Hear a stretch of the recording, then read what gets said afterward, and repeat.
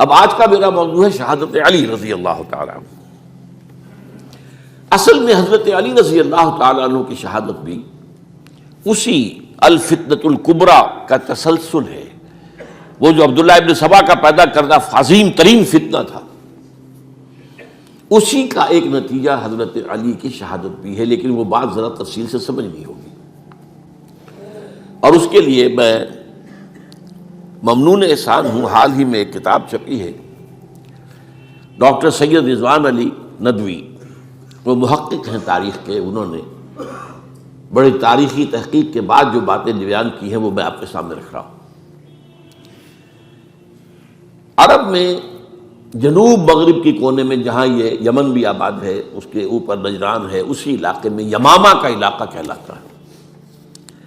یہاں ایک قبیلہ آباد تھا بنو تمیم۔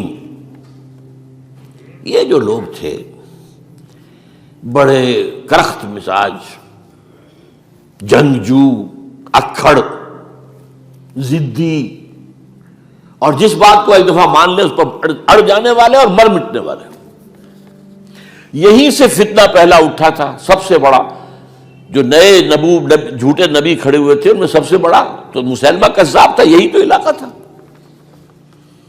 اور اس کے خلاف اس فتنے کی سرکوبی میں کتنے صحابہ، 1200 صحابہ ایک جنگ کے اندر شہید ہوئے، جن میں 500 جو ہیں وہ حفاظ تھے رضی اللہ تعالیٰ عنہ اجمعین۔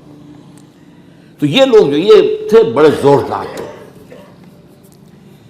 اس قبیلے کے بارے میں حضرت عمر رضی اللہ تعالیٰ عنہ نے ایک بڑی عجیب حکمت عملی اختیار کی۔ ان کو وہاں سے اکھاڑ کر اور ایران کی سرحدوں پر آباد کر دیا، اب جہاں پر جہاد ہو رہا تھا، تاکہ ان کے اندر جو یہ جنگجوئی ہے یہ اب اس مقصد کے لیے استعمال ہو، اب وہ دارالاسلام کی توسیع کے مقصد کے لیے استعمال ہو۔ اور وہ ہوئی۔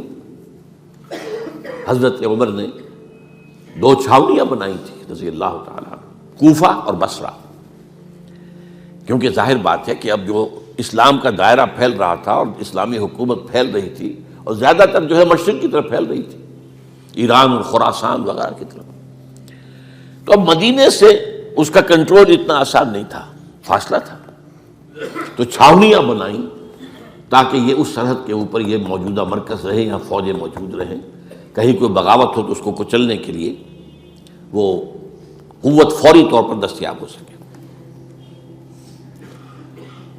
یہ لوگ ہیں کہ جو عبداللہ ابن سبا کی فتنے سے سب سے زیادہ متاثر ہوئے۔ ان کی مزاج میں وہ کجی تو تھی نا۔ حضرت عمر بھی ان کا جو ایک مضبوط کنٹرول تھا انہیں دبائے رکھا ہے، اور ان کا رخ جو ہے ایک دوسری طرف موڑ کر اس سے اسلام کو فائدہ پہنچایا۔ لیکن اس کے بعد جب فتنہ جو آیا یہ عبداللہ ابن سبا، تو سب سے بڑھ کر یہی لوگ اس کے ماننے والے، اور انہی میں سے وہ لوگ تھے جنہوں نے جانیں بھی دے دی ہیں، جنہیں حضرت علی نے زندہ جلایا ہے، اس لیے کہ وہ کہتے تھے کہ علی خدا ہے۔ اے علی تم خدا ہو، تم ہمیں آگ میں جلا رہے ہو، یہ تو تم ہمارا امتحان لے رہے ہو۔ وَلَنَبْلُوَنَّكُمْ بِشَيْءٍ مِّنَ الْخَوْفِ وَالْجُوعِ وَنَقْصٍ مِّنَ الْأَمْوَالِ وَالْأَنفُسِ وَالثَّمَرَاتِ۔ اب وہ اس آیت کو اپنے اوپر منطبق کر رہے ہیں۔ تو یہ جو کرخت لوگ تھے، انہوں نے در حقیقت جو ہے عبداللہ ابن سبا کے کردار میں سب سے بڑا رول پلے کیا، اور انہی کے ہاتھوں حضرت عثمان شہید ہوئے رضی اللہ تعالیٰ۔ اور اس کے بعد انہوں نے حضرت علی رضی اللہ تعالیٰ عنہ کو اپنے گھیرے میں لے لیا، کیونکہ انہی کی کثیر تعداد موجود تھی مدینے میں جب حضرت عثمان شہید ہوئے۔ اس کے بعد اب ظاہر بات ہے کہ کوئی نہ کوئی تو خلیفہ ہونا چاہیے تھا۔ حضرت طلحہ سے کہا گیا، انہوں نے معذرت کر لی، حضرت زبیر سے کہا گیا، انہوں نے معذرت کر لی۔ اب ظاہر بات ہے کہ حضرت علی آخر امت کو چھوڑا تو نہیں جا سکتا تھا بغیر امام کے، انہوں نے قبول کر لی، اگرچہ حضرت حسن روکتے رہے کہ ابا جان یہ ان لوگوں کی بیعت جو ہے آپ قبول نہ کیجیے۔ حضرت حسن تو ان میں سے ہیں جو حضرت عثمان کے دروازے پر کھڑے تھے پہرے دار کی حیثیت سے، حسن اور حسین رضی اللہ تعالیٰ عنہ، انہیں تو معلوم تھا فتنہ جو کون لوگ ہیں۔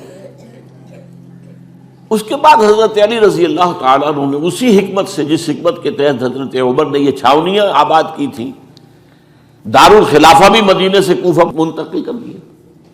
تاکہ پورے عالم اسلام کو کنٹرول کیا جا سکے اس مرکز کے ساتھ۔ اس کا نتیجہ یہ نکلا کہ اب گویا کہ حضرت علی کے گرد ان لوگوں کا گھیراؤ مکمل ہو۔ کوفے میں یہی تو آباد تھے، کوفی یہی تو تھے، حضرت عمر نے انہیں لا کے یہاں آباد کیا تھا۔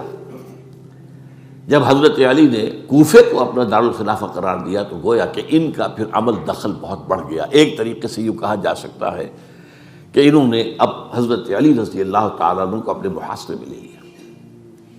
چنانچہ جنگ جمل کے موقع پر یہ ہوا ہے کہ صلح ہو گئی تھی، حضرت عائشہ رضی اللہ تعالیٰ عنہ کے جو نمائندے تھے اور ادھر سے حضرت علی، صلح ہو گئی تھی، طے ہو گیا تھا کہ ہاں قاتلین عثمان کو جو ہے اس کو سزا دی جائے گی، قصاص لیا جائے گا حضرت عثمان کی قتل کا۔ لیکن ان لوگوں نے 10,000 آدمی کھڑے ہو گئے کوفے کے اندر، ہم سب قاتل ہیں عثمان کے، لوگ قصاص ہم سے اگر لے سکتے ہو، جس کے نتیجے میں اور انہوں نے جنگ شروع کر دی۔ اور جب جنگ شروع ہو جائے تو پھر اس کے بعد تو کوئی نہیں دیکھ سکتا کیوں شروع ہوئی، کیسے شروع ہوئی، کس نے شروع کی۔ اب تو یا مارو یا مرو، دو ہی باتیں ہوتی۔ 10,000 مسلمان ایک رات میں شہید ہوئے جنگ جمل۔ اب اس کے بعد حضرت علی رضی اللہ تعالیٰ عنہ کی خلافت جو ہے حضرت امیر معاویہ نے ماننے سے انکار کر دیا۔ جب تک قاتلین عثمان کو سزا نہیں دیتے ہم بیعت نہیں کریں گے۔ یہ نہیں کہ دعویٰ کیا ہو کہ میں خلافت کا حقدار ہوں، یہ نہیں، لیکن یہ کہ آپ کو ان کو سزا دینی چاہیے۔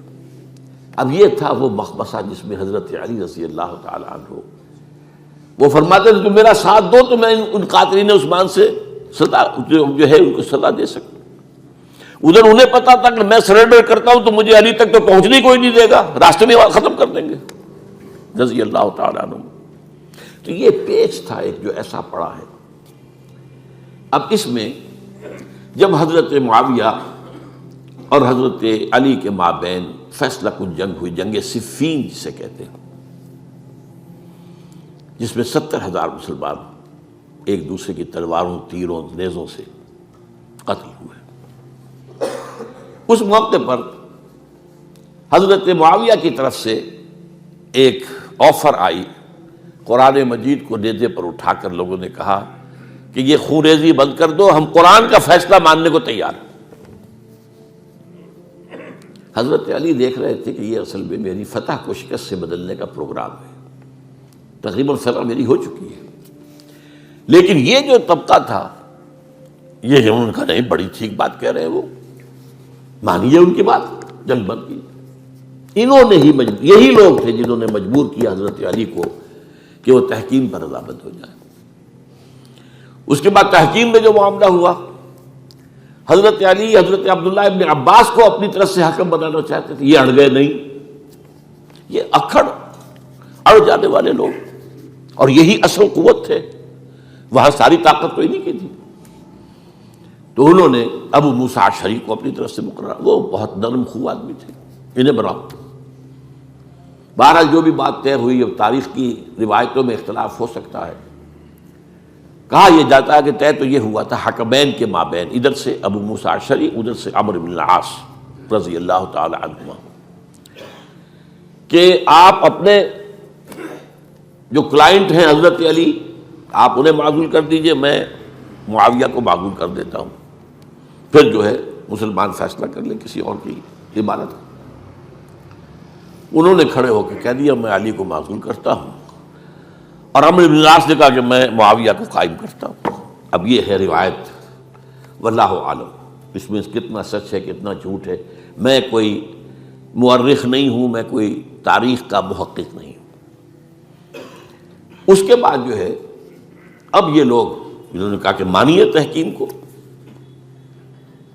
اور جب انہوں نے حضرت علی نے اس تحکیم کے فیصلے کو ماننے سے انکار کیا تو باغی ہو گئے، حضرت علی کو کافر قرار دیا،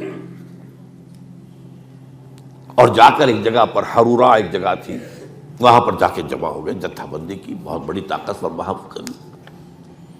انہوں نے طے کیا کہ علی بھی کافر ہو گیا، معاویہ بھی کافر ہو گیا، عمرو بن العاص بھی کافر ہو گئے، سب کافر ہیں۔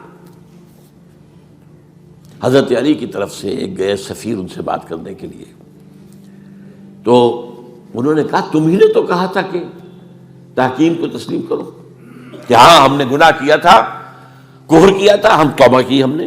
اگر علی بھی مان لے کہ میں نے مان کر کفر کیا تھا اب میں توبہ کرتا ہوں تو ہم ان کی بات مان لیں گے. اب حضرت علی اس طرح کا جھوٹ کیسے بولتے ہیں؟ انہوں نے تو کوئی کفر نہیں کیا تھا. بہرحال انہوں نے پھر بھی نرمی برتی کہ دیکھو اگر تم کوئی خونریزی نہیں کرو گے، فساد نہیں مچاؤ گے تو میں تمہیں کچھ نہیں کہوں گا. لیکن وہ اپنی ان شرارتوں سے بعد نہیں آئے. تو پھر تیسری جو بڑی جنگ ہوئی ہے ان جنگوں میں، جنگ نہروان کہلاتی ہے، حضرت علی کی جنگ خوارج کے ساتھ، جس میں 4000 خارجی جو ہیں وہ قتل ہوئے. اور یہ بات اب آپ نوٹ کر لیجئے کہ یہ لوگ جیسا کہ اکھڑ بھی تھے لیکن اپنی بات پر ڈٹ جانے والے تھے، لیکن ساتھ ہی دیندار بھی تھے، نمازی اور روزہ دار بھی تھے. یہ اس طرح کے لوگ نہیں تھے کہ جو فاسق اور فاجر ہو. بس یہ مزاج کا ایک ہے، جو بات دل میں بیٹھ گئی اڑ گئے.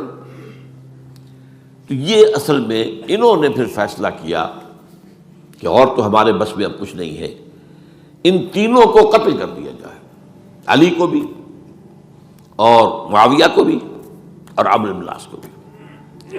تو ایک جگہ ان کی سازش ہوئی، 3 آدمی معین ہو گئے، ایک ہی وقت کا طے فیصلہ ہو گیا، فلاں تاریخ کو فجر کے وقت تم جاؤ، وہ تم کوفے کی جامع مسجد میں جب علی نماز جماعت کرا رہے ہو خنجر مارو انہیں.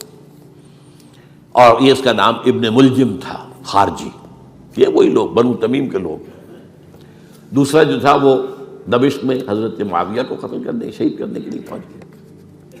تیسرا مصر پہنچ گیا حضرت عمرو بن العاص کو. اب یہ بات اللہ کی طرف سے ہے، یہ تو اس کی مشیت ہے، اس کا فیصلہ ہے. حضرت علی پر وار کارگر ہوا، آپ شہید ہو گئے. حضرت معاویہ پر وہ وار ذرا اوچھا پڑا، زخمی تو ہوئے لیکن آپ کی جان بچ گئی. عمرو بن العاص اس روز مسجد میں کسی معذوری کی وجہ سے، عذر کی وجہ سے فجر میں آ ہی نہیں سکے، لہذا حضرت علی کی شہادت ہو گئی. اب یہ ہے اصل پس منظر، کن لوگوں نے کیا شہید اصل میں وہ سمجھ لینے کی بات ہے. یہ خوارج نے شہید کیا، لیکن خوارج کا فتنہ سبائی فتنے ہی کا آف شوٹ ہے، اسی کے ذیل میں ہے، اسی کی ایک شاخ ہے، اسی کا ایک نتیجہ ہے. یہ خوارج جو ہے بعد میں بھی ان کی مسلسل جو ہے وہ جنگیں رہی ہیں.